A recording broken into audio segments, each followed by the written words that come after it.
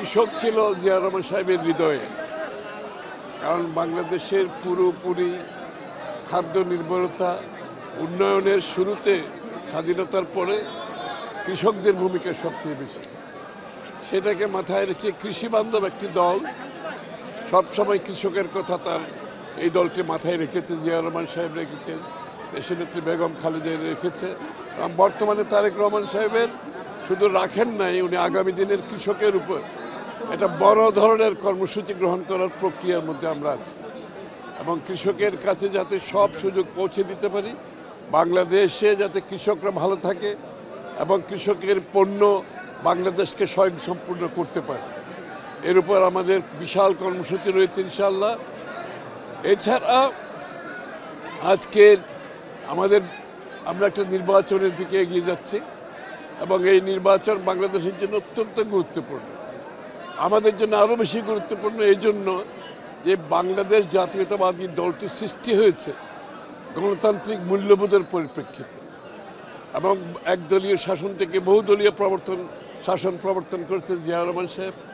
দেশনেত্রী বেগম খালেদা জিয়া দীর্ঘ সময় থেকে শুরু থেকে শেষ পর্যন্ত স্বৈরাচারের বিরুদ্ধে আন্দোলন করে বাংলাদেশে গণতন্ত্র পুনঃপ্রবর্তন করেছেন, আবারও সংসদীয় গণতন্ত্র পুনঃপ্রবর্তন করেছেন। তারপর থেকে আপনার ১/১১ সেনা শাসিত সেনা চালিত স্বৈরাচার সরকারের বিরুদ্ধে উনি লড়ে দীর্ঘ সময় জেলে কাটিয়েছেন এবং তারও পরবর্তীতে আবার আরেক স্বৈরাচার ফ্যাসিস্টের বিরুদ্ধে আন্দোলন করতে গিয়ে ৬-৭ বছর জেলে কাটিয়েছেন। কিন্তু এই দলটির হৃদয়ে হচ্ছে গণতন্ত্র এবং গণতন্ত্র প্রতিষ্ঠা থেকে আজ অবধি এখন পর্যন্ত তারেক রহমান সাহেব লড়ে যাচ্ছেন গণতন্ত্রের সংগ্রামে। আগামী নির্বাচনে বাংলাদেশের মানুষের মালিকানা ফিরিয়ে দেওয়ার যে সংগ্রাম, সেটা আমরা পরিপূর্ণভাবে করার চেষ্টা করছি এবং গণতন্ত্র প্রবর্তনের মাধ্যমে বাংলাদেশের মানুষের রাজনৈতিক অধিকার ফিরিয়ে দেওয়ার সংগ্রামে আমরা লিপ্ত আছি তারেক রহমান সাহেবের নেতৃত্বে। শুধু রাজনৈতিক অধিকার নয়, তার অর্থনৈতিক অধিকার, কৃষকের অধিকার, শ্রমিকের অধিকার, ব্যবসায়ীর অধিকার, নারীর অধিকার, শিশুর অধিকার এবং সবচেয়ে বড় কথা হচ্ছে বাংলাদেশের সমস্ত ধর্ম, বর্ণ, গোষ্ঠী সকলের রাজনৈতিক, অর্থনৈতিক, সামাজিক, সাংস্কৃতিক অধিকার সুনিশ্চিত করার জন্য আমাদের এই লড়াই।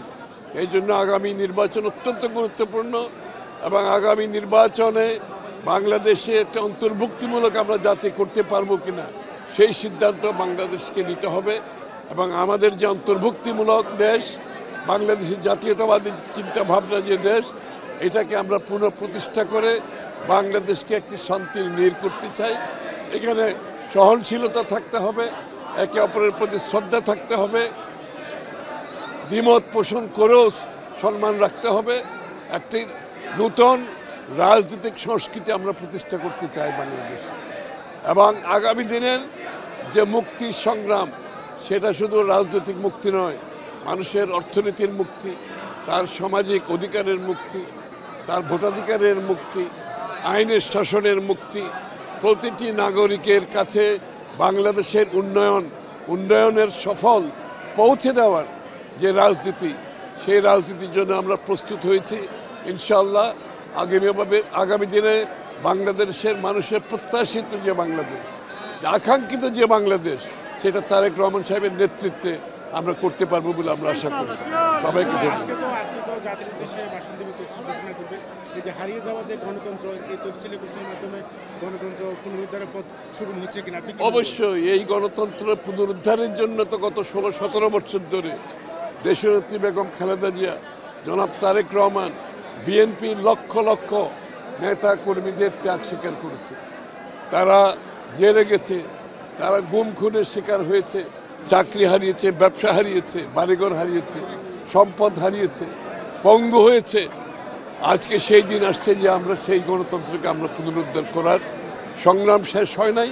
এই নির্বাচনের মাধ্যমে বাংলাদেশে একটি গণতান্ত্রিক অর্ডার ফিরিয়ে আনতে হবে, একটা নির্বাচিত সংসদ থাকতে হবে, সরকার হতে হবে যারা জনগণের কাছে দায়বদ্ধ থাকবে।